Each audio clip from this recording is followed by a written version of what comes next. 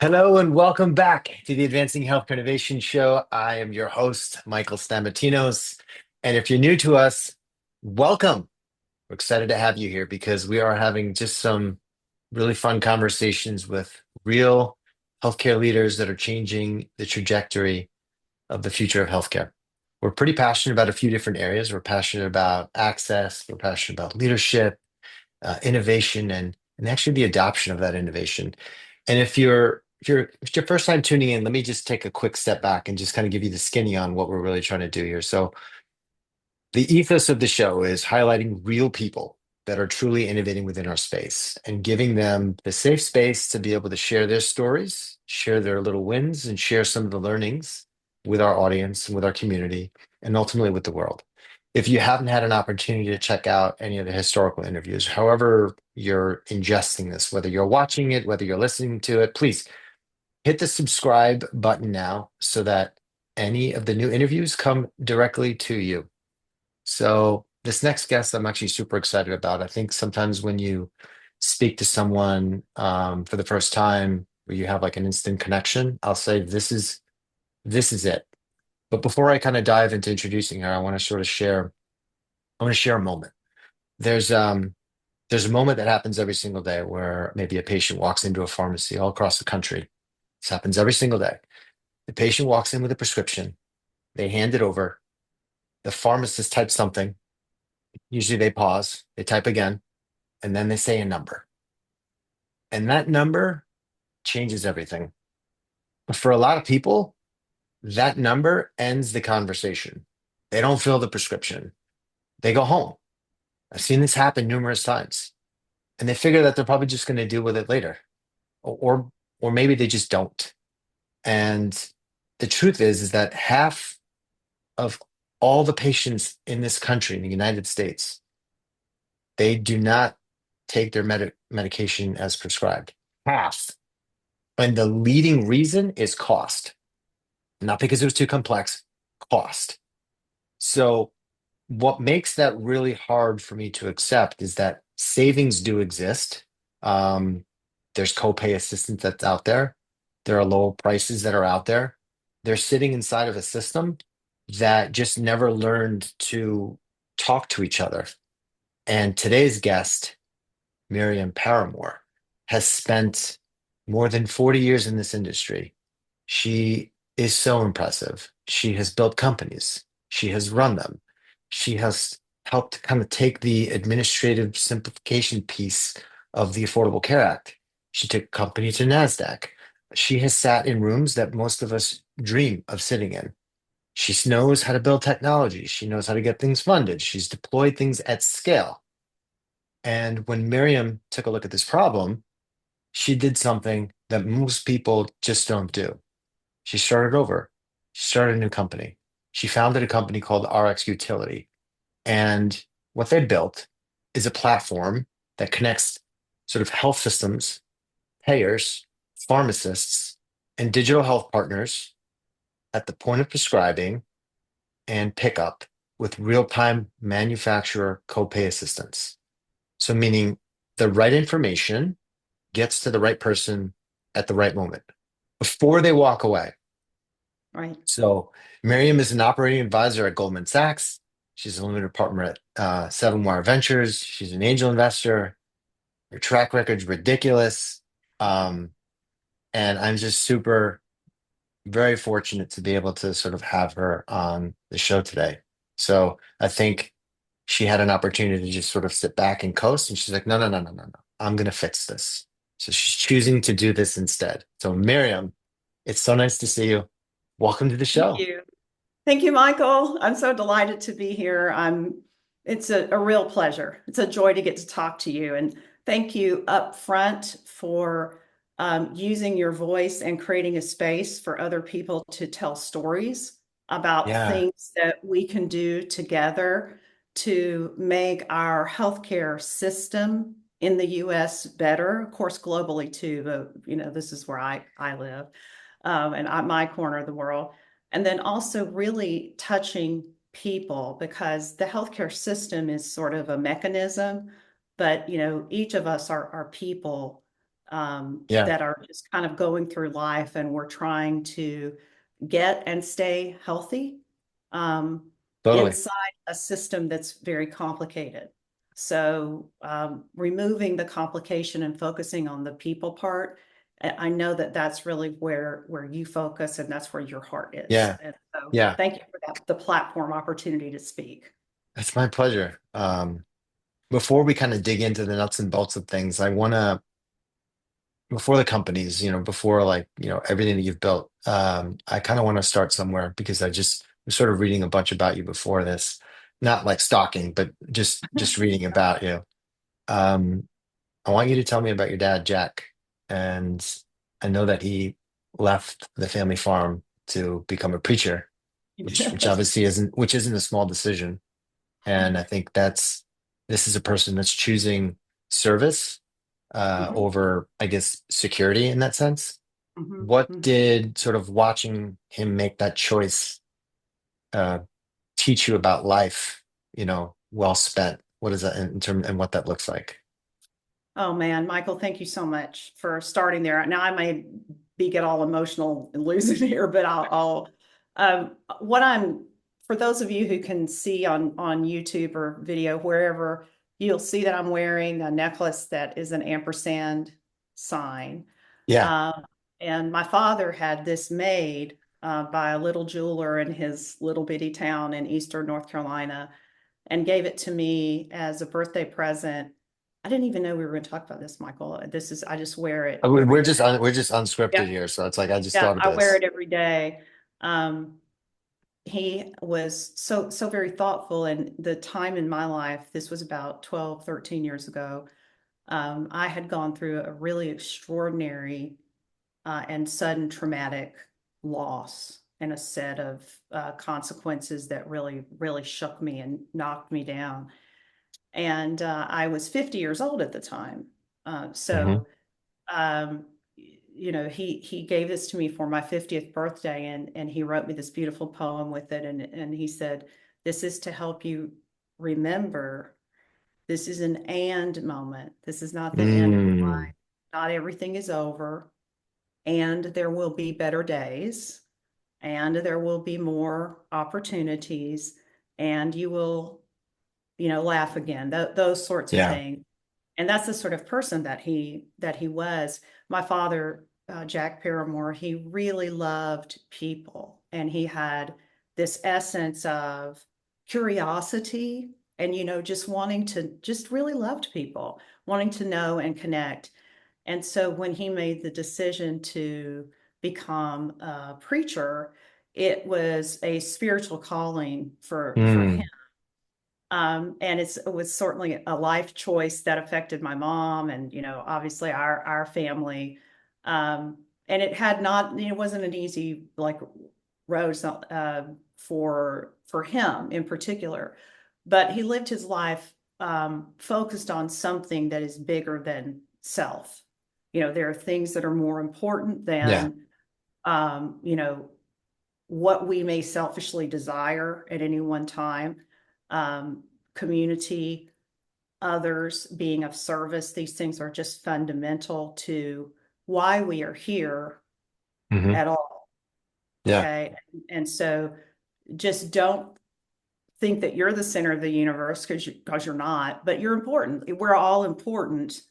And then when we connect, it's just like when we met, when you connect with other people, this explosion of sort of energy, positive energy, I think Yeah. sort of happens. Yeah. That's right. Um, and he was a person who always sought to lift up and encourage and create more positive in the world. He told me that, a sign of character is that if you leave a place in a better condition than you found it. And what he would use this simple example of, if you're a guest and someone has you over and you have you're coming through town and they say, "Oh, you can stay at my house." Do you do something just a little special for them? Do you make sure that not only you strip the sheets and you put all the dirty towels in their laundry, but, did you leave them a thank you note? Did you, That's right.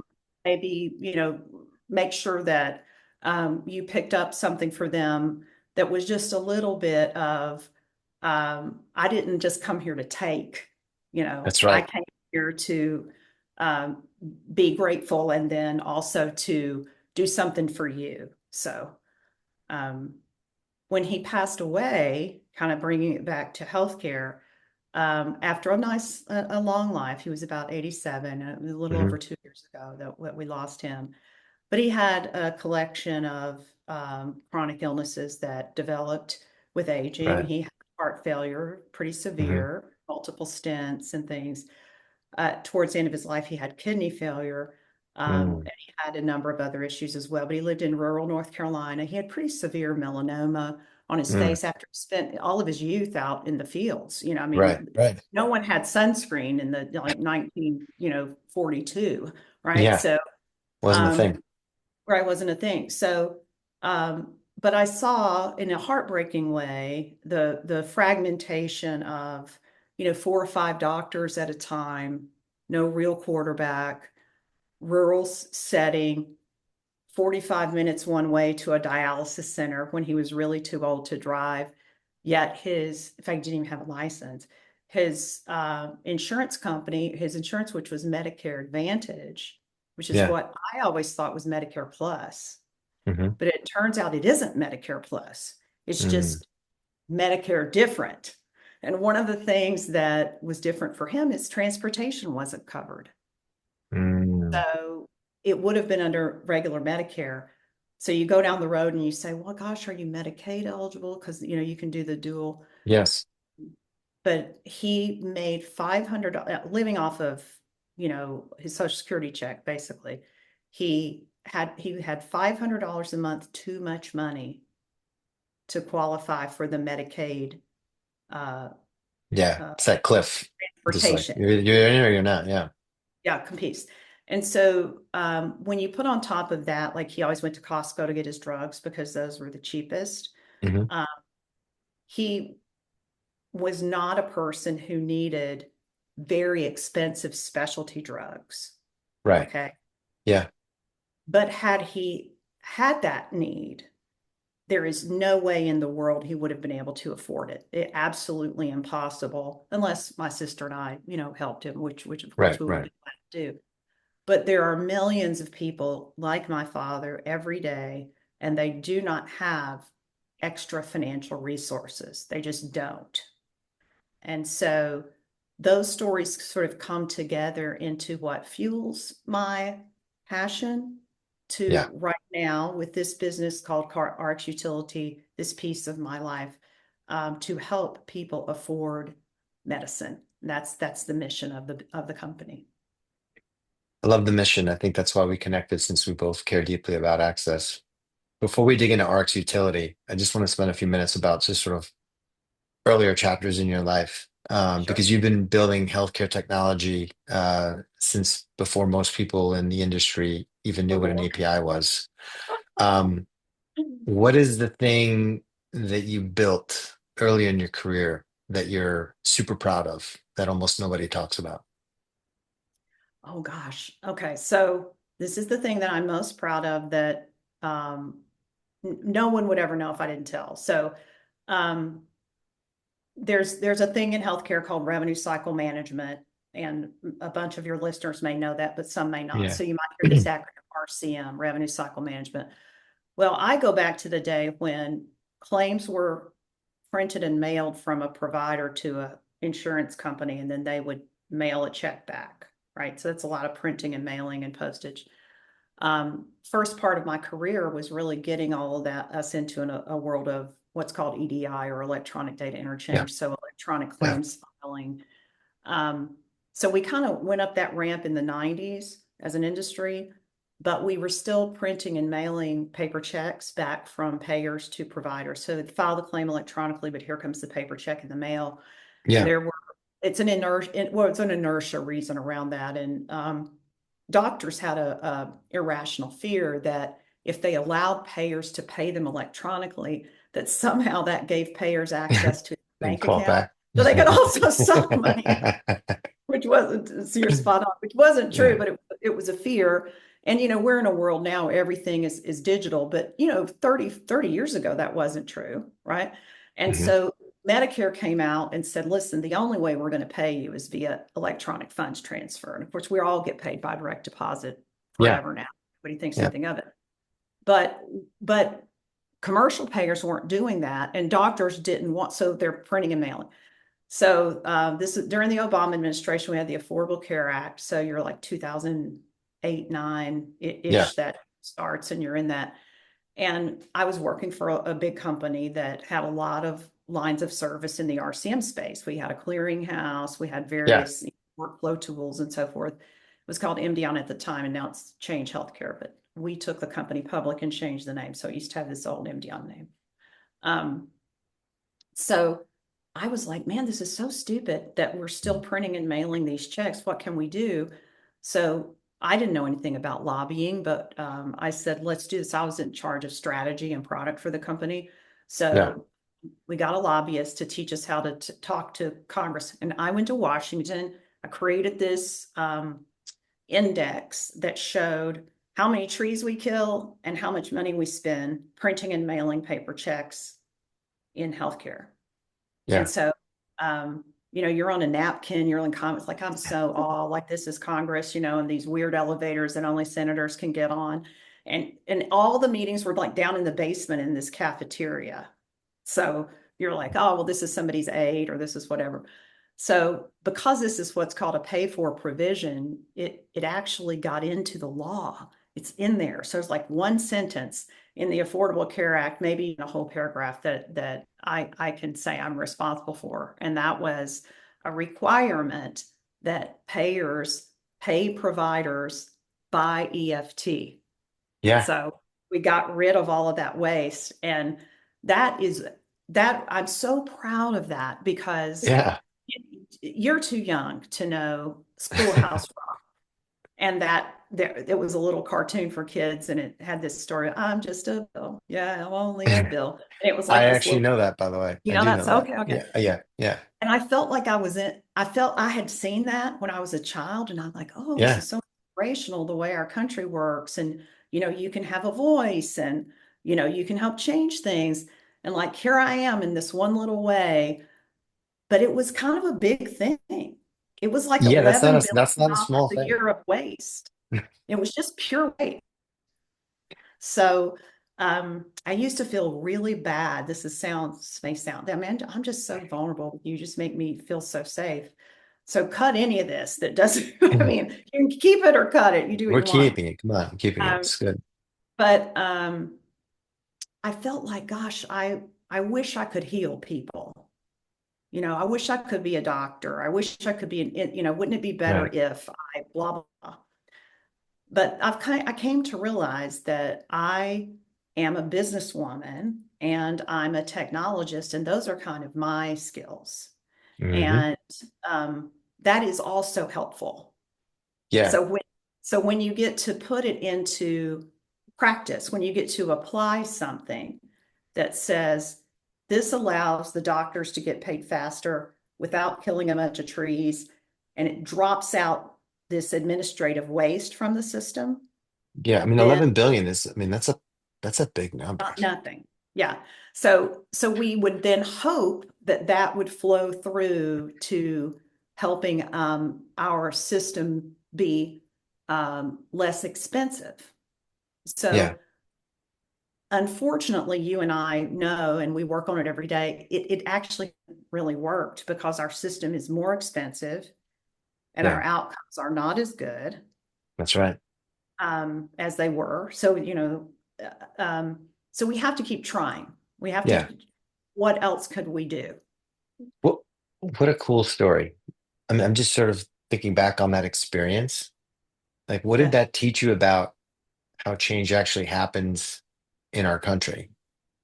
Do you take that with you and sort of Yes. kind of compound it and apply it in a different way now? Yeah, it was my first, and so this is roughly 2009. So this is, 15, how many years ago was that? Long time. Um, I did not know anything about rulemaking or lawmaking really? Like Yeah. what, who do, like, how does that happen? I kind of knew there were committees and vague things. I didn't know something that's called a pay for provision. And what that means is if somebody's proposing a law, how it gets paid for is always the question. Like we raise taxes or where's the money come from to do this new thing? So a pay for provision means that it pays for itself.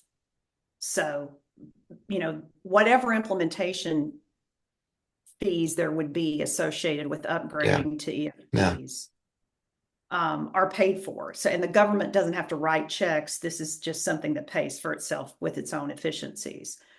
Those pay for provisions are the kind that typically are nonpartisan. Hmm. So, because when something's going to cost something, Yeah. the other side probably doesn't like, Yeah. it's just something to Yeah. fight over. Yeah. Yeah. So that was a big learning. If you're going to bring an idea and there's change associated, and then there's expense associated with the change, then have some sort of pay for so that Mm. that it's inarguable. And when you're talking about something as nonpartisan as printing a piece of paper and putting it in the mail, it's hard to construct a political argument against it, right? Yeah. So I learned about that, and then I learned it was kind of funny to me that we would have meetings with these elected officials, but we actually never met with any of the elected officials. We always met with their staff. So Yeah. that's when I learned that they don't read anything that their staff does.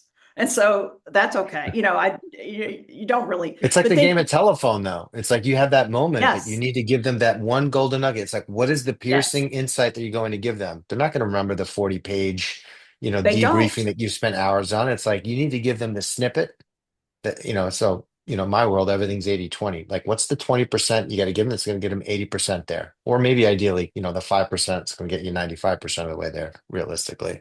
And you're right. And I also learned that how people say, well, it was a back of the napkin thing, and they kind of that's sort of a throwaway. Yeah. The napkins were the most effective thing that I did. In the cafeteria, I was like, let me just show you on this napkin. Because you got, like you said, you have 15 Yeah. minutes of somebody that's got 1,000 zillion things to do. So being able to take a complicated concept and make it simple and easy to understand such that it sticks in the mind of a politician and doesn't have baggage of like, oh my goodness, I'm going to have to fight everybody in the universe to get this done. It Yeah. it it can kind of check and kind of go. So I learned that, and then building on that over the next probably 10 years of being involved in all the data policy, the things like Yeah. HIPAA, high tech, and the rulemaking and stuff like that. That's just tedious work. You got to really, really want it. Mm. Just get in there and stay in the bits and bytes and the, fields and field definitions. But thankfully I'm a nerd, so I didn't mind doing it. So then, was it the series of things your life occurrences that occurred that drew you to this problem where you're like, I'm fixated on it. I have relationships. I have kind of pieces. I've done this before. Because I think others that, at that stage in their career, maybe they would have been like made excuses of why they wouldn't do it. Mhm. What was it for you that just sort of continued to draw you to this and say, well, you had to make an excuse to be like, well, this is why I have to do it. What was Yeah. that?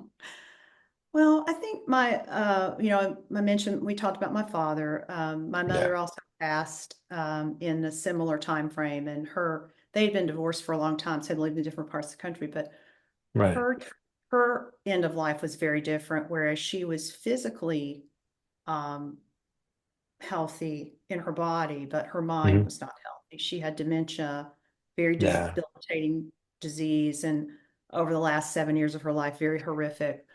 When you work in the healthcare industry and then you spend a lot of time with people who are very ill, Mm. and over a number of years, you just see up close um, all of the problems of the system, Yeah. right? And Yeah. and and you're working with people that you love. Um, my sister had a cancer diagnosis. Thankfully, she was very early stage. She's fine. But you end up over the years, everybody is in healthcare. So it's very common for people, hey, have you ever heard of this medicine? Or do you know anything about a clinical trial? So it tends to be, healthcare tends to draw people as an industry that actually sort of care about other people. Healthcare Yeah. really sort Yeah. of does. Yeah. So I've always sort of been immersed in that. And at this point, the sort of toward the last part of my career at the OptimizeRx organization, I learned a lot about sort of life sciences, pharma as an ecosystem versus Yeah. healthcare service delivery in an ecosystem. How do they exchange information? Yeah. And how do they talk to each other for the benefit of the patient? Yeah. So I I saw that there's really no digital bridge that's meaningful there. They do direct Mm. to consumer advertising, but in terms of they might as well be, Australia and North America in terms of Yeah. how, Yeah. A you lot know, of distance. yes, in terms of how the information related to treatment Yeah. shows up in a consumer's life at a deep level, when Mm. that medication is needed. And in the middle, we have all this administrative stuff, and we put things on formularies to gatekeep what drugs Hmm. you're allowed to have. That's pharma doesn't do that. The health plans do that, but they kind of come together and um, collude might be a little strong, but they fix the system through these PBM functions that are under a Yeah. lot of form pressure now. But the net result of that sort of inside baseball, as I call it, is that we have consumers paying list price, which is a totally made up price, list Yeah. price on drugs when they're in their deductible phase. Yet if their employer were paying for it, their employer would pay 50% less than the employee pays because of the Yeah. rebate. So the Eliquis example Mark Cuban uses, and I think I told you, Yeah. if I'm in Yeah. my high deductible phase, it's $600 a bottle. But if my employer paid for it, it's $300 a bottle. It makes absolutely no sense. And when it gets down, what happens is the laws, the structures, the business agreements are built around, and rightfully so at a country level, they're population based, which means I have a bunch of people, I'm an employer, I'm going to cover them with insurance, but I have to cost shift and risk adjust, and that shows up in premiums. And then we've got these co-pays and co-insurance, and none of it actually does any good in the macro. Otherwise, we would have cheaper healthcare and better outcomes, but we Yeah. don't. And so being a technologist here, right in the age of AI, and having written COBOL code 40 years ago, I was excited by the technology, but that's not the motivation. The motivation is, could I find a way to cut through the nonsense of the current system if I Yeah. only focused on the consumer out of pocket Mm. price? Could I cut through the system and create a sustainable business, not a charity? So I'm working my way through that. And so far we're succeeding because So we have a lot explain. of evidence. So explain this to me. I mean, explain RX utility to me like I've never heard of it. Explain it the Yeah. way you would explain it to someone who just, you know, handed a number, pharmacy counter, and and they can't afford it. Like, explain it to me. Okay. So this is the easiest way to think about it. If I said to you, what does gas cost? You would say, yeah, Yeah, it's four yeah, bucks a four, gallon. yeah, 459. But one of the questions you would say is, well, it depends on where you live, because if you're in California, it's Oh, that's 600. yeah. It's Right. $6. Yeah, it's So two there's two dollars always a more than little here. bit of a variable, but you kind of know. Yeah, you kind of have an So orientation. Yeah. yeah, if I said to you, how much does Eliquis cost? Literally no one can answer that question. Why? Because there are so many variables. It depends on, do you have insurance? Are you in your deductible phase? Mm. What is your copay for this? Is this drug covered by your insurance? Yeah. Okay. And then, um, is there a pharmaceutical manufacturer copay coupon available, which you mentioned Hmm. earlier? Yeah. Then the question is the manufacturer starting to sell directly to patients? You've seen this with the GLPs, Lilly Direct and others. Yeah. That Yeah. used to happen. That's a different price than if you go to the retail pharmacy. Okay. And then you say, what does it cost if I pay cash? Now I'm up to the sixth price point. And if I use cash, what people don't know is that cash doesn't mean there's just a cash price. Like if I go pay cash, Kleenex are always $3.99. No, Right. it's $3.99 at Walgreens, but it's $4.99 at CVS. So there are literally millions and millions and millions of cash prices that have been created by these cash discount card vendors. The most well-known is GoodRx, but there are a bunch of others. Single Care is Yeah. a good Buzz is a good one. And those price spreads for my eye drops that I got after eye surgery last year was one cash price was $15, one cash price was $37, and one cash price was $56. You're Wow. thinking, how in the It's quite a world? spread. It is quite a spread. And that depends on more inside baseball between retail pharmacies and PBMs. And every single one of these dependencies I said has spread in the middle because somebody's making money Right. in this supply chain.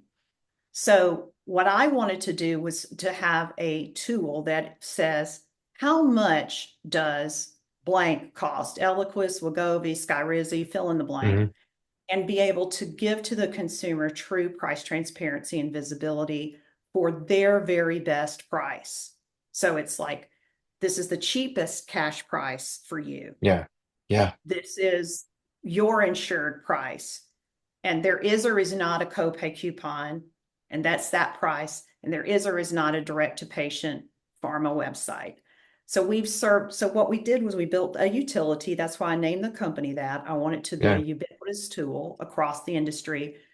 We focus on democratizing prices. We just make it easy for the consumer to answer the question, what does this drug cost me Mm. today? Mm. Okay. So that's what we built. And it's very exciting because data can flow into any screen, and everybody's Yeah. got enough screens and software. Yeah. So data can flow there. And the thing we're announcing on Monday, but by the time this is post, I can say this, we are launching our AI companion called Mimi. And Mimi answers that question for you. So you just go to Mimi and it's free, and you create a login, and you say, how much does Wegovy cost? And Wow. she brings you back all of those prices. And then she can help you decide, do you want to use cash on this one? Do you want to use your insurance benefit? Which pharmacy is best for you, cheapest for you? And she can answer education questions too, like what does this drug do and things like that. That's amazing. I'm just thinking, oh, why has nobody been able to like surface this information before? Oh boy, the whys. So there's um there's I have a hard time not getting mad because people So yeah, it's your episode. You can get mad. hide the ball, but I don't want to be like, I don't know. I Yeah, don't want, yeah. I I'm not got you. trying I to be preachy too much. That'd be my dad be preaching, but, got um, but, um, when you look at the way our healthcare system works, primarily the way health insurance works, you. the thought about keeping costs down again tends to be at the population level that's controlled by a group purchaser who is looking at how much they're saving in the aggregate and how many rebates they get back, rebate dollars to hit their P&L and like a cash flush, Yeah. and they don't take it all the way through to the consumer. They just don't. So they stop at the group. Mm. So you want to take it all the way through to the consumer out of pocket. Yeah. Okay, but it doesn't. So you got to care about that last leg. And that's what I have chosen to care about, for this particular tool. So now we're working across the spectrum. It's very exciting. So now we are actually working with pharmacies, providers, a lot of direct primary care doctors, and Okay. those people that have gone outside insurance are just like, Yes. listen, Yes. all Yes. cash all the time. Okay, 'cause that's all very growing very fast. Yes. About it's almost 15% of all prescriptions that are filled. People are using cash now, and Interesting. just a Interesting. Almost yeah, 15%. Wow. yeah. It's a So big, decent so chunk of the pie. I didn't expect that. right, it was surprising as I got into it. Well, people don't even know insurance is so complicated. People don't know this simple fact that tier one generic drugs, tier one copay is usually around $15. Sometimes it's 10, but 15 on tier one on a formulary. Hmm. If you pay cash for that $10 bottle of drugs, it's cost you $2. So consumers don't know that cash is cheaper than insurance a lot of times. Isn't And that crazy? but they should know, that people should know. And you're not saying not to use insurance because you do want deductible, but if you're in a high deductible, my deductible is $10,000. I got to buy a heck of a lot of $10 bottles worth of pills before I hit my deductible. So people haven't done it because there's no strong revenue model around pure consumer savings focus. So, Mm. uh, we're capitalism, and that we're all of the financial incentives for the players in the market are how to make themselves more money because they have to create shareholder value, and that's not, there's nothing wrong with that.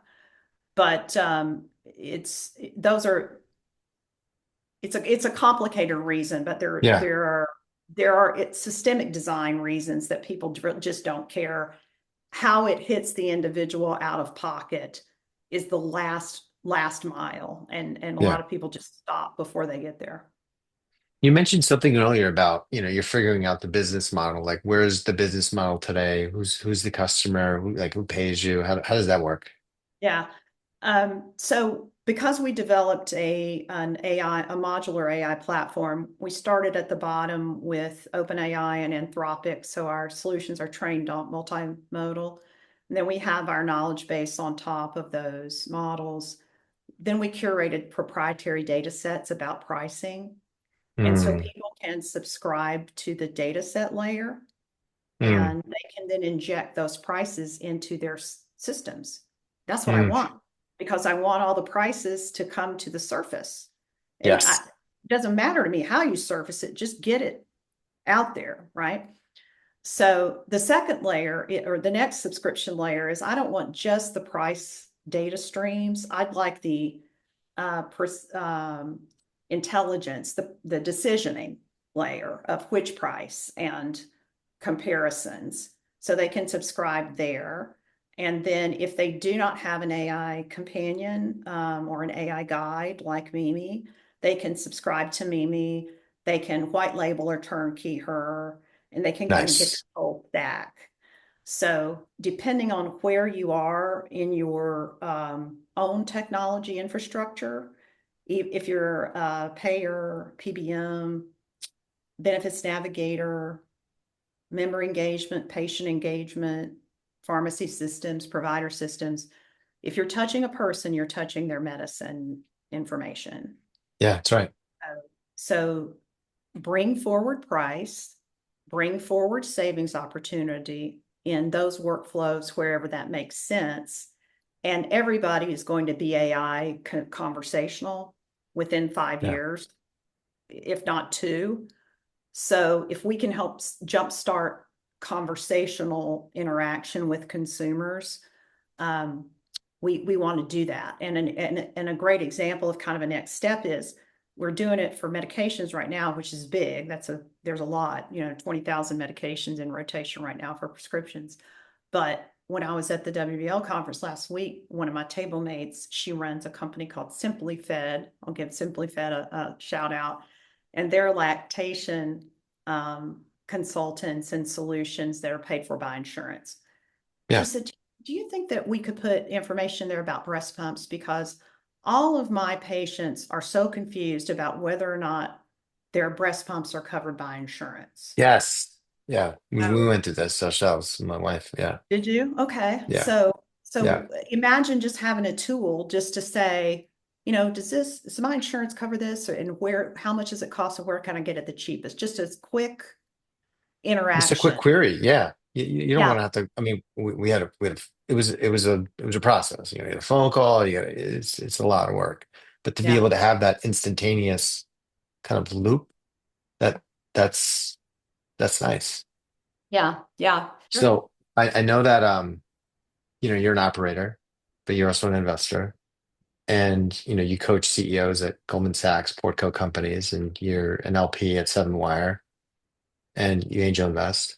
When a founder walks into a room and within 5 minutes that they have or they don't have what it takes. If they don't have what it takes, what do you actually see?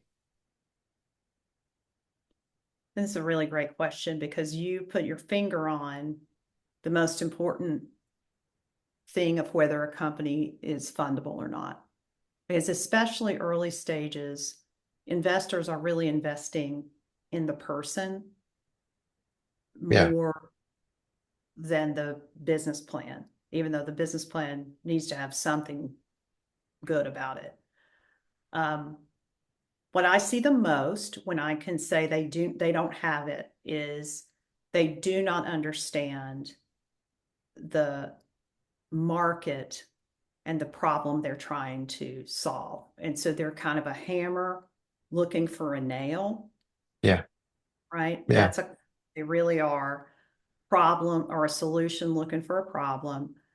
And when you don't understand your customer and the hmm, market they're in, you're just making things up. They might be sort of rational things you're making up, right, but you right, can't succeed because you're not close enough to what the customer really needs, where the market really is, and if someone is ready to listen to what it is you have to say.